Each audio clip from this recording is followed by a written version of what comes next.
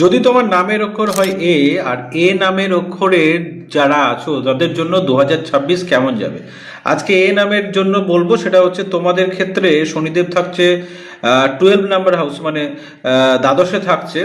তো শনিদেব যখন দ্বাদশে থাকছে এবং তার সঙ্গে থাকে 11th হাউসে রাহু থাকছে এবং 4th হাউসে মঙ্গল থাকছে। মঙ্গল যেহেতু 4th হাউসে আছে, প্রপার্টি রিলেটেড কাজের যারাই যুক্ত আছো, এ নামের যারা আছো, যারাই প্রপার্টি রিলেটেড কাজকর্ম করে তাদের জন্য কিন্তু খুব ভালো যাবে 2026। এবং তার সাথে সাথে এ নামের ব্যক্তিদের কিন্তু এবার স্থান পরিবর্তনের যোগ রয়েছে, তারা তার জন্মস্থান থেকে দূরে যাওয়ারও যোগ রয়েছে, এবং যারা স্টুডেন্ট আছো তাদের জন্য কিন্তু খুব ভালো সময়।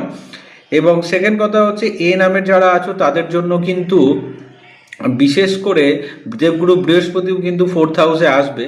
তো সেক্ষেত্রে এবং দশমে তার দৃষ্টি থাকবে, সেহেতু কর্মের মধ্যে একটা চেঞ্জ তো আসবেই অবশ্যই। অনেক দিন ধরে যাদের প্রমোশন আটকে আছে, প্রমোশন পাচ্ছে না, তাদের প্রমোশনের যোগটাও হয়ে যাবে। এবং যারা ট্রান্সফার পাচ্ছে না, অনেক দিন ধরে চেষ্টা করছে, ট্রান্সফার হচ্ছে না, তাদের কিন্তু 2026-এ এ নামের যারা আছো তাদের কিন্তু ট্রান্সফারেরও সুযোগ আসবে।